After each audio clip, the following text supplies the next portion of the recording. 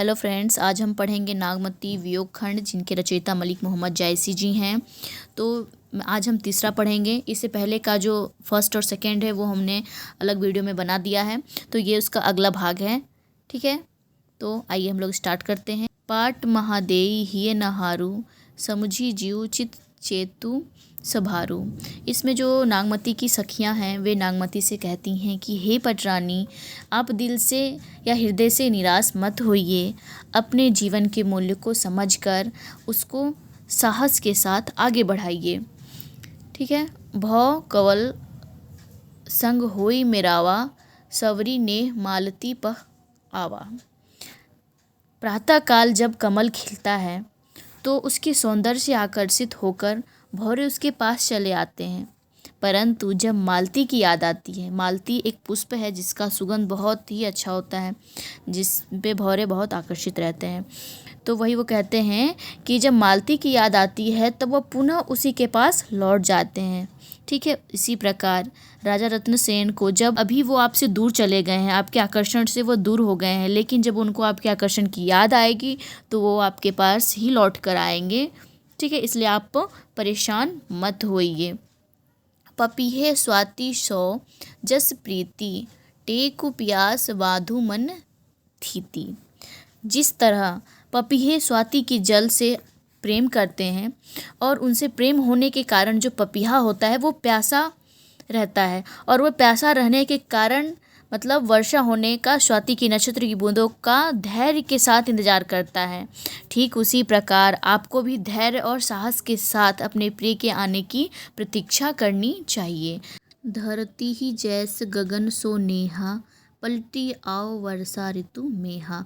जिस प्रकार धरती में तपन होती है और वर्षा ऋतु के पुनः आने से उस तपन को शांत किया जा सकता है, अर्थात जब धरती जब तपती है तो उसको सिर्फ वर्षा ही शांत कर सकता है, तो वर्षा को पुनः वापस आना पड़ता है धरती की तपन को शांत करने के लिए।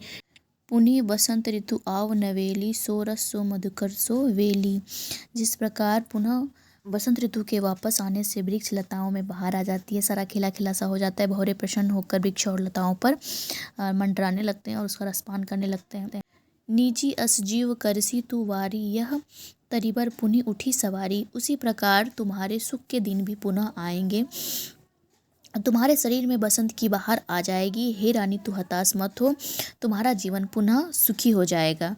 दिन दस बिनु जल सूखी विधसा, पुनि सोई सरोवर हो वर सोई हंसा। जिस प्रकार ग्रीष्म काल में गर्मी के कारण सारे सरोवर सूख जाते हैं और वहाँ के हंस वहाँ से चले जाते हैं, लेकिन वह कुछ समय के लिए होता है। कुछ समय के बाद जब वर्षा ऋतु आती है वह तालाब फिर से भर जाता है और वहाँ के जो हंस होते हैं वह वापस आ जाते हैं। उसी प्रकार हे रानी, तुम्हारे दुख के दिन भी थोड़े समय के हैं, ये कुछ समय बाद समाप्त हो जाएंगे। तुम्हारे भी जो रत्नसेन हैं वो वापस लौटकर तुम्हारे पास आएंगे। मिलही जो बिछुरे साजन, अकम भेटी गहत, तपनी मृगशिरा जे सहे ते आद्रा पलुहत।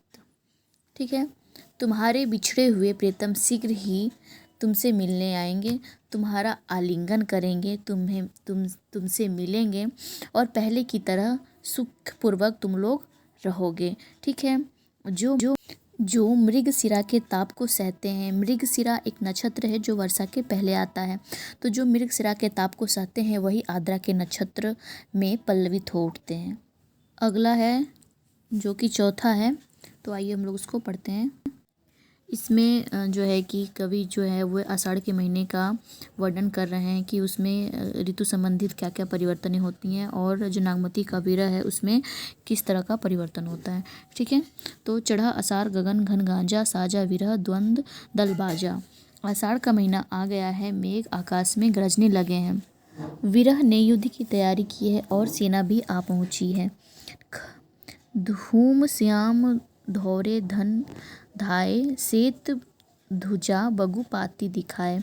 धुएं जैसे रंग के काले तथा श्वेत बादल सैनिकों की भांति आकाश में दौड़ने लगे हैं और उनके पास से उड़ने वाले जो बगुलों की पंक्तियां हैं वे श्वेत ध्वजा के समान दिखाई देने लगी हैं। ठीक है। खड़ग बीज चमके चहु ओरा, बूंद बाण बरसे घन घोरा। मेघ की बिजलियां तलवार सी चमकने लगी हैं। बिजली रूपी तलवार चारों ओर चमकने लगी और मेघ रूपी बाणों की घनघोर वर्षा करने लगे हैं। ठीक है। अद्रा लाग बीज भुइ लेई, मोहि पियो विनु को आदर देई। औने घटा आई चहु फेरी, कंत उबाऊ मदन हो घेरी। घटा उमड़कर चारों ओर छा गई है। नागमती कातर स्वर में पुकार उठी है, हे प्रियतम मेरी रक्षा करो, मुझे कामसेनाओं ने चारों तरफ से घेर लिया है। दादुर मीन कोकिला पीऊ, करहीं बेच घट रहे न जीऊ। चारों तरफ मेढक, मोर, कोयल और पपीहा शोर मचा रहे हैं। इन सभी के शब्दों को सुनकर मेरे हृदय पर बिजली सी गिरती है और प्राण व्याकुल होकर शरीर को छोड़कर भाग जाना चाहते हैं। अर्थात इन सभी के शब्द मुझ विरहिणी के लिए प्राणघातक सिद्ध हो रहे हैं। पुख नखत सिर ऊपर आवा, हो बिनु नाह मंदिर को छावा। हे प्रिय, अब पुष्प नक्षत्र भी आ गया है। मैं बिना स्वामी के हूँ, कौन मेरा मंदिर छवाएगा।